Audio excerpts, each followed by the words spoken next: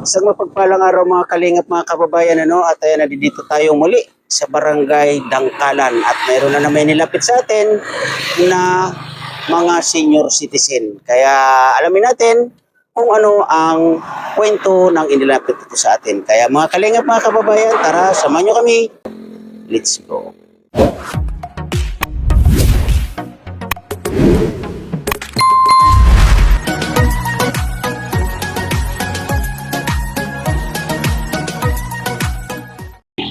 Dito tayo, no? Ito ang daan papasok sa kanilang bahay daw.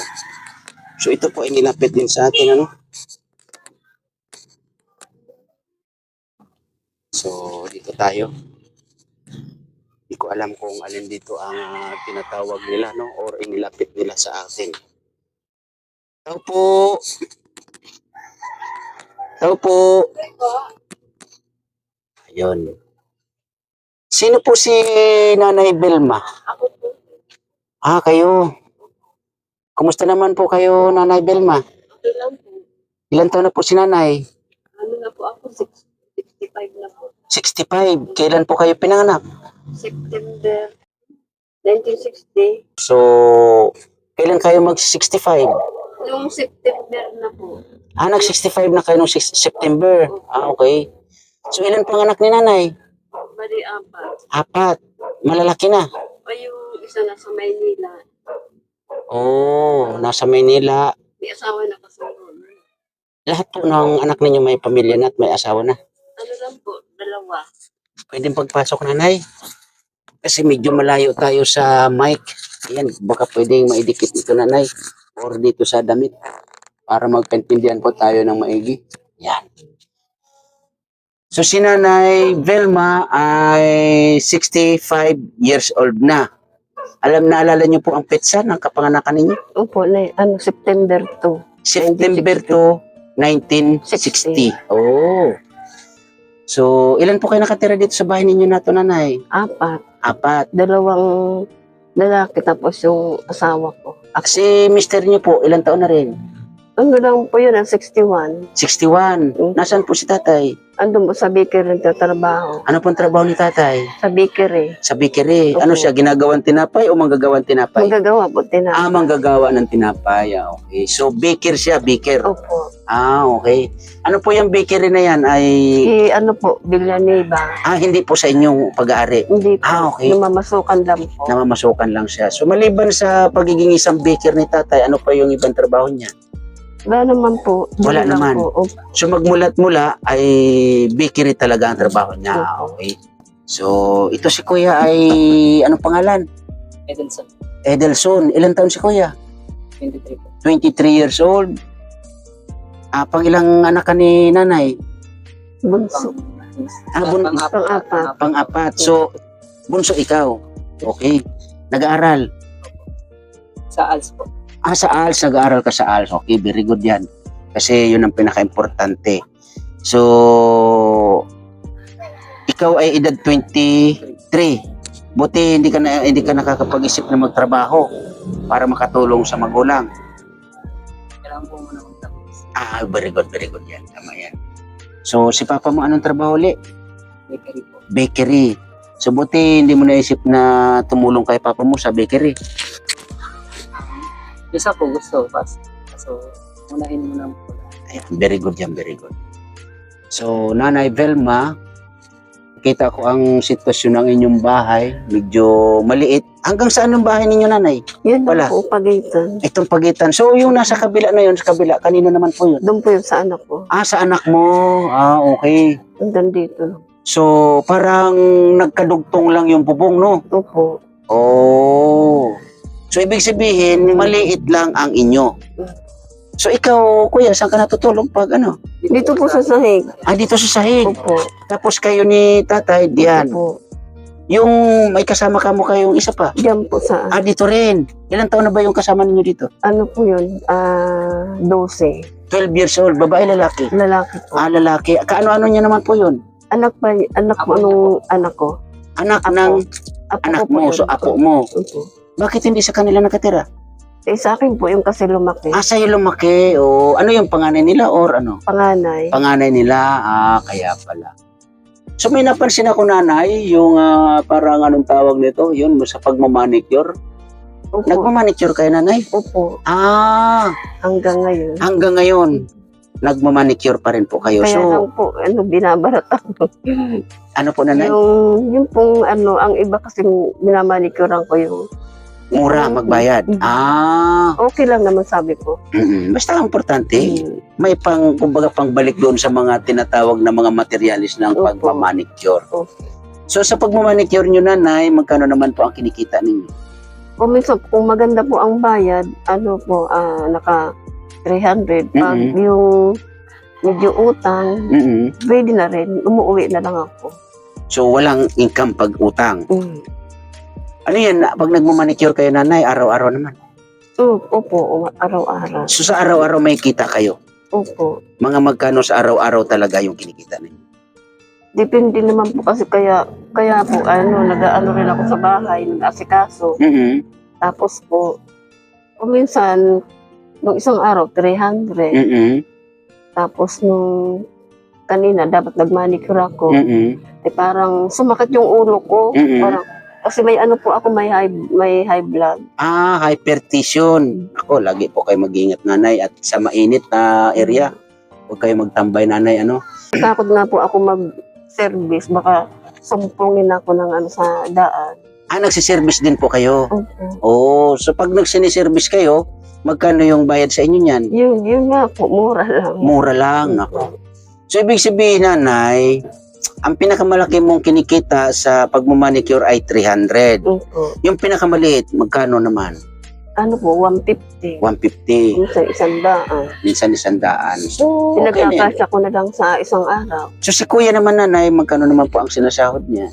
Po yun to, 70. Tapos bumabali siya ng 170. Yung 70 sa kanya. Yung 100 iuwi niya sa akin. Grabe no. Kaya yun pinagkakasya ko na lang yun. Kumbaga pinagsasama mo na yung kita mo at kita ni tatay or binabali ni tatay. So ibig sabihin, wala na halos nakukuha na pang monthly si tatay. Kasi nababali na ang kanyang sinasahod.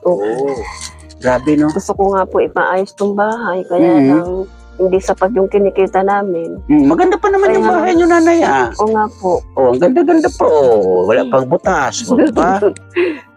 Yung nila mga kalingap mga Nagdadasal kababayan. na lang ako na sana sabi ko, Lord, makahingi na, baka magkaroon ako ng pera. Malaglagan ka ng pera na Opo. malaki-laki, pagawa yung bahay. Maipagawa yung bahay. So ito po, Nagaantay na lang po ako ng baka may dumating na grasya. grasya. So ito po, mga kalingap mga kababayan, ang sitwasyon ng bahay nila Nanay Velma. Ayan, kung makikita nyo po, nakikita na ang Idol ko nga po kalangitan. yan Sino po nanay? Si Bal. Si Kuya Bal, idol mo? Saka yung tatay niya. Gusto ko nga rin siya Hindi, ang tatay, sino ba ang idol mo? Yung una, yung tatay niya dati. Hindi. Nandiyan pa naman si Kuya Bal. Hindi ko na kasi nakikita. Hindi mo na nakikita. Yun na lang yata yung anak. Idol ko kaya siya. Sino yung anak niya nanay? Anong pangalan? Nakalimutan. Yung Bal po, sino po yun? Yun ang tatay ni... Yung Bal. yun ang si Kuya Bal, yun ang tatay. Yung anak, kilala nyo? Si nakalimutan ko yung pangalan. Ano yung mga binablog niya? Yung po, yung mayroon siya natutulungan. Tapos, yung mayroon siya kinuha rito. May kinuha si... Yung tinulungan niya. Tinulungan niya. Opo, yung babae. Kilala ko kasi yun. Ano pangalan nun? Yung tinulungan dito? Nakalimutan. Nakalimutan mo rin. Ikaw, naalala mo yung pangalan ng tinulungan dito, ng Kalingap? Wala po ako dito. Wala ka dito. Nakalimutan ko kaya yun. Pero si Kuya Bal, kilala ko yun. Idol ko siya talaga. Si Kuya Bal, kilala mo. Pero yung anak ni Kuya Bal, idol mo rin. Idol mo talaga. Oo, yung pareho. Nga lang, hindi mo naalala ang pangalan. Dapat maalala mo, Nakita nanay. ko nga siya dyan nung ng senior, namigay siya ng mga bigas. Namigay ng bigas si Kuya Val. Di ba? Yung dito sa Dangkala noon, okay. Kasayaw nga sana ako nun eh. Bakit hindi ka sumayaw? Sayang naman. Di ba nagpapasayaw nun si Kuya? Dapat sumayaw ka nun. Sabi ko, hindi ako napili. So, ano ang panawagan mo nanay sa anak ni Kuya Val? Kasi mapapanood niya to. Idol mo pala kamo siya. Kalimutan kasi. Sana, sana baka makahingi ng tulong kahit nagaling po sa puso ninyo, tatanggapin ko rin po. Yan. Kahit na Ang, po ang anak po ni Kuya Bal, nanay, si Kalinga Prab. ayun. Oo nga. At ang bilinag dito ni Kalinga Prab, na babae sinasabi ninyo na hindi mo maalala, Si anak ni anak ni kay barkado ko siya yung nanay niya. yung nanay nun, buhay pa, patay na. Hindi ko po alam kung nasaan na yun. Nawawala Lagi din yung na ako nanay. pumupunta doon sa kanila dati buhay pa yung tatay niya. Ano yung pangalan ng tatay? Naalala mo rin? Nalimutan mo rin. Di ba ang apelyido nila ay mga Hernandez? Oh, Kahit yun magkakapatid yun, kasi yung kapatid yata nun, yung Marisa. yung... Marisa yata yung nanay ni Ay, ang Marisa, yung nanay ni yung naging... Pinyel. Si Pinyel ang na-vlog dito ni Kalinga Prab. Arin po yung kinuha ni Kuya Bal na Si Pinyel mismo. yung babae. Oo. Pero ngayon Nasaan na ay... po yung ngayon? Ang pagkakaalam ko nandito pa rin. Ay. Umuwi na dito sa atin. Alang sayang. siguro private na sila or private property na sila. Ay, Ayaw nang magpa-interview. sayang. Mm. Sana. Ang dami pa naman tinulungan ni Kuya Bal. Oo, marami Lagi- tinutulungan Lagi talaga. po ang yung Kalinga. napapanood. Lagi mo napapanood. So anong panawagan mo kay Kuya Bal? Nahiya po ako. Nahiya ka? Huwag po kayo mahiya, nanay. Nandito na nga ang Team Kalingap. Nasa harapan nyo na. Huwag kayo mahiya kung ano yung gusto mo na tulong. Kung kaya naman ng Team Kalingap, kaya namin. Bakit hindi? Diba? So, ulitin ko ano yung kahilingan mo kay Kuya Bal. Kahit na po Kahit yung- ano. Opo.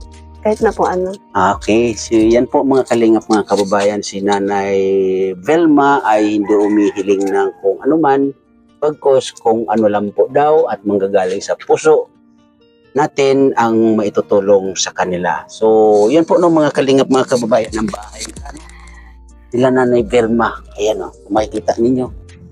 So, ito pala ang bahay nila, ito lang na area na to, no?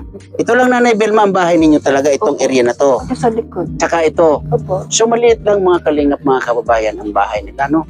At warak na rin talaga. Yan, Dahil kasing baso. yun, no? Warak na rin talaga ang bahay nila, no? So ito ay kusina ninyo. Opo. So ito ang kabahayan. Mm. So dasal tayo Nanay Velma na makita Sana ng ating... Mapansin ako ni Kuya Bal. Yan. Makahingi ako ng tulong sa kanya. Ayan, Idol ko kasi siya matagal na. matagal mo ng idol si Kuya Val. Gusto ko nga siya makita sa personal, kaya hindi ko Hindi mo matsimpuhan. O, nakita mo na ka mo nung doon sa ano, di ba? hindi gusto ko nga po lapitan, kaya nahiya ako. Nahiya ka. So, nanay, may kunting bigas tayo rito. Ay, Yan, marami tanggapin mo, pong nanay. salamat. Yan. Yan po Ay, naman ay galing kay Ma'am Bertos Woman. Ay, marami pong salamat. Welcome po, nanay. So, yun po no, mga kalingap, mga kababayan, ay napalabas natin si Nanay Velma. Yun. So, balik ka nanay doon sa loob para makapagkwentuhan tayo muli. So, ang ganda ng saging. Sayang. Nga lang. Oh, pag lumaki sana yan, ay malaking pakinabang. Pero dahil sa bagyo, ay... Saan to galing to nanay na saging? Dito? Yun po yung mga Yung inanuhan ng bagyo, sayang, no? Opo, sayang nga po yun. Oo, batang-bata pa yung saging, oh. Hindi pa pwede na yun tayo yung Gulay. gulay, opo. Oo. Ginugulay, kaya lang. So, yun po no, Nanay Velma, ulitin ko, dasal po tayo na may makakita sa inyong sitwasyon, no, lalong-lalo na dito sa inyong bahay, no. So, yun nga no, mga kalingap, mga kababayan, ay si Nanay Velma ay hindi naman humihiling, no. Pero sa atin po nakita sa sitwasyon nila, talagang ayan po, no. So, buti dito, Nanay Velma, hindi inabot ng tubig. Ito po inabot to. Inaabot ng tubig. Guminagising nga po yan basang-basa. So ano yun, nung bagyo lang, inabot ng tubig? Bagyo yan to. Bagyo Nonoy ang inaabot ng tubig dito. Pero pag normal naman na ano, hindi naman Hindi naman inaabot. po. Hindi naman po. Okay. Nandito lang po yun. Dito. Noong bagyo. Opo. Oo. Binabaha So, ka na rin. Buti nga nagising po ako yung mga alas 12, ay alas 4 ata. nang madaling araw, nung time ng bagyo na yon. Oo.